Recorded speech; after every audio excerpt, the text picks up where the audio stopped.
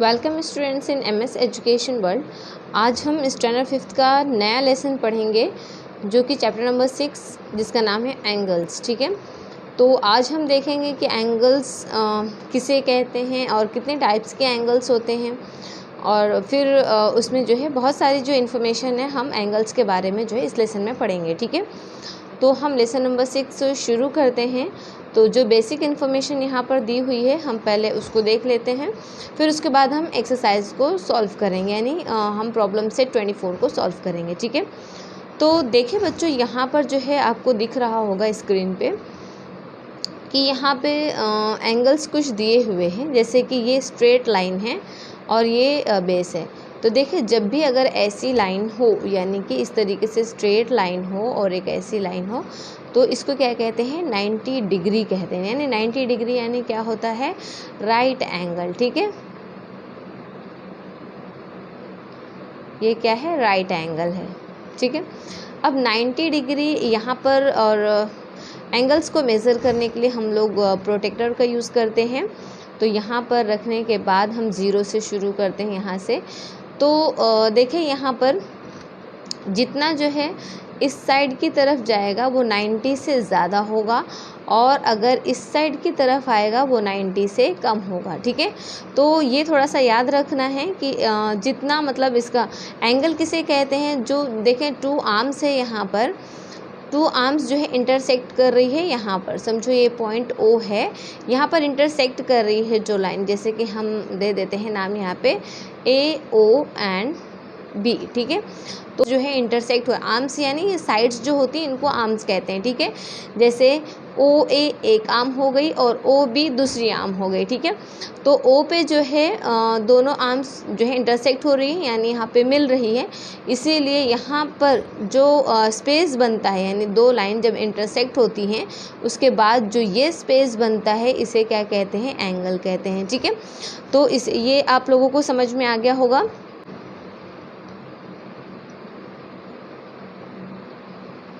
तो देखिए बच्चों, ये 90 डिग्री है। अब 90 डिग्री है यहाँ पर। ठीक है, अब यहाँ से जो भी इस साइड की तरफ जाएगा तो वो हो जाएगा 90 डिग्री से ज़्यादा।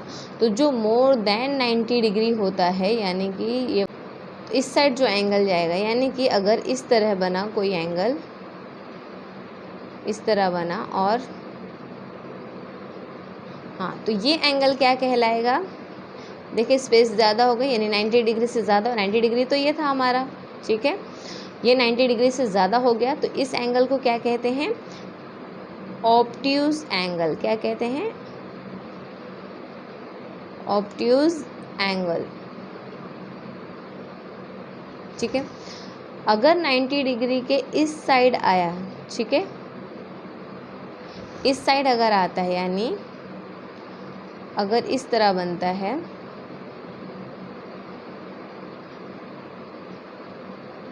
ठीक है, तो ये हमारा क्या हो जाता है,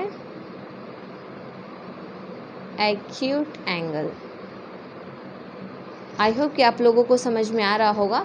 तो आप लोग देखें, यहाँ पर 3 जो बेसिक टाइप हैं एंगल के वो दिए हुए हैं।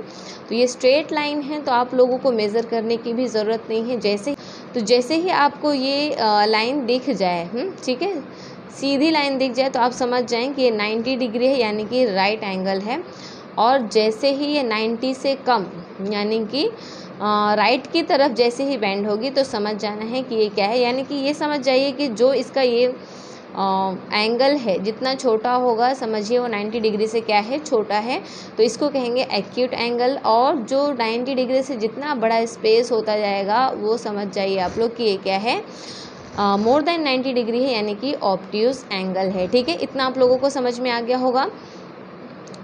तो ये 90 डिग्री है, ये मोर देन 90 डिग्री है, एंड ये लेस देन 90 डिग्री है।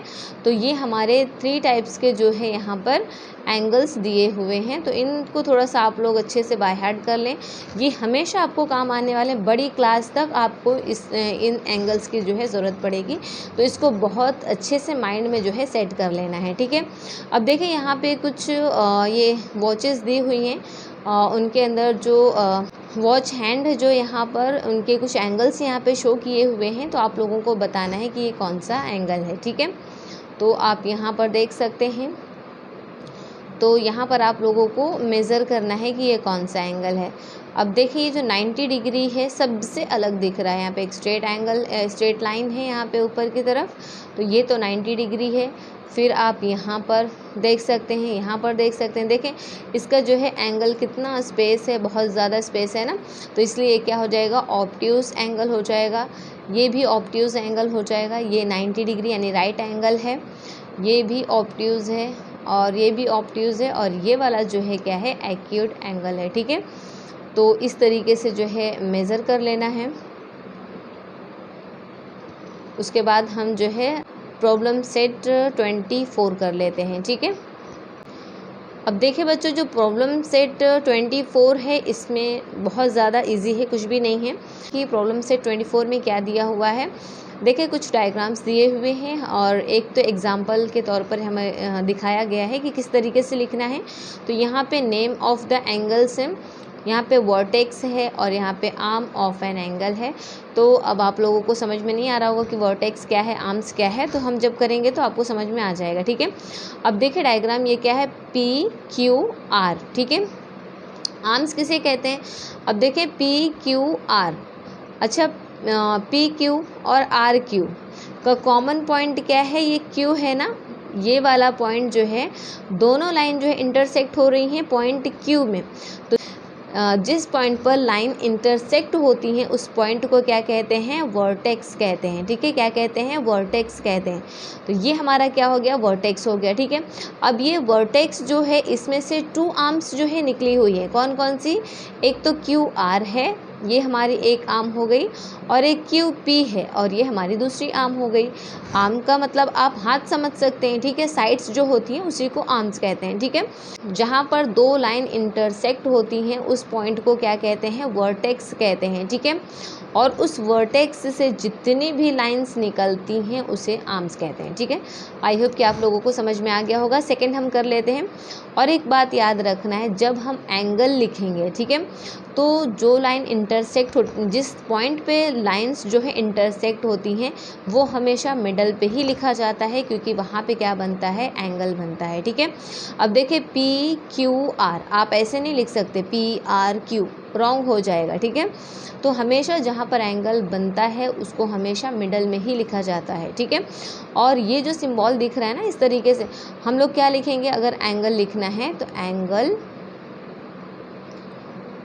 PQR है। ठीक है, तो अब इस एंगल को बार बार स्पेलिंग के साथ लिखने की ज़रूरत नहीं है, इस एंगल को हम लोग इस तरीके से लिख सकते हैं। ठीक है, एंगल PQR। ठीक है, तो ये हो जाएगा हमारा एंगल लिखने का तरीका। तो अब यहाँ पर देख लेते हैं। देखिए यहाँ पर जो एंगल लिखा हुआ है, 2 एंगल है, PQR, और इस साइड से अगर लेंगे तो RQP, लेकिन आप देख रहे हैं कि दोनों एंगल्स में Q जो है मिडल पे ही आया है। ठीक है, तो ये हमेशा याद रखना है कि जहाँ पर एंगल बनेगा वो जो है पॉइंट हमेशा बीच में ही लिखा जाएगा। वर्टेक्स, जो 2 लाइंस जो है जहाँ पर इंटरसेक्ट होती हैं वो हमारा वर्टेक्स हो गया। आर्म्स, जो साइड्स होते हैं वो हमारे आर्म्स है, लेकिन शुरू कहाँ से होती है, आर्म इंटरसेक्ट वाले पॉइंट से यानी वर्टेक्स से, इसीलिए QR एंड QP। ठीक है, अब यहाँ पर देख लेते हैं, यहाँ पे एंगल क्या है, एंगल कहाँ पे बन रहा है हमारा, पॉइंट M पे, इसीलिए हम क्या लिखेंगे, 2 एंगल है ना हमारे, तो हम लिख लेते हैं एंगल, फर्स्ट वाला लिख लेते हैं LMN, क्या लिखेंगे, LMN। ठीक है, एंड सेकंड क्या लिख लेते हैं हम, सेकंड लिख लेते हैं NML। ठीक है, एंगल NML। ठीक है, ये जो हमारा M पॉइंट है हमारा, देखो दोनों एंगल में बीच में ही आया है। ठीक है, क्योंकि यहाँ पर एंगल बन रहा है। अब वर्टेक्स क्या है, जहाँ पे 2 साइड्स जो है इंटरसेक्ट हो रही हैं, तो वो पॉइंट कौन सा है, M है, इसीलिए हम यहाँ पे वर्टेक्स लिख देंगे M। ठीक है, अब यहाँ पर देखें, हमें आर्म्स लिखने हैं, तो यहाँ पर M, L and M N लिख देते हैं।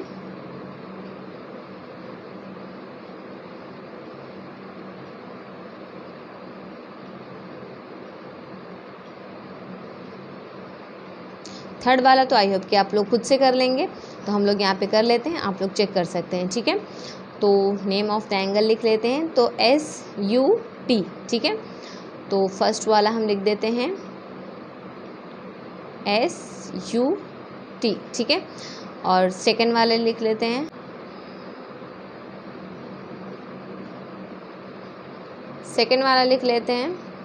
TUS। यहाँ पे देख रहे हैं आप, U हमारा दोनों एंगल में क्या है, मिडल में है, क्योंकि यहाँ पे क्या बन रहा है, हमारा एंगल बन रहा है, ठीक है। तो अब यहाँ से वर्टेक्स क्या है, दोनों साइड्स को जो है इंटरसेक्ट कौन सी पॉइंट कर रहे, U, तो हम यहाँ पर क्या लिख देंगे, U। अब यहाँ पर देखें आर्म्स जो है, ठीक है, इंटरसेक्ट वाला पॉइंट क्या है, U है, U से कितनी आर्म्स निकल रही हैं, 2, US एंड UT, तो इनको भी लिख देते हैं, US एंड UT, ठीक है। तो कितना सिंपल प्रैक्टिस सेट था, ये प्रॉब्लम सेट था 24, जो कि बहुत इजी था। आई होप कि आपको समझ में आ गया होगा। बस हमने इसमें क्या सीखा है, एक तो हमने आर्म से सीखे हैं, दूसरा हमने वर्टेक्स से सीखा है, और तीसरा जो है एंगल्स को किस तरह लिखा जाता है हमने वो भी सीखा है। और हमने एंगल्स के 3 टाइप्स पढ़े हैं, क्या है, right angle triangle and obtuse angle and acute angle, ठीक है।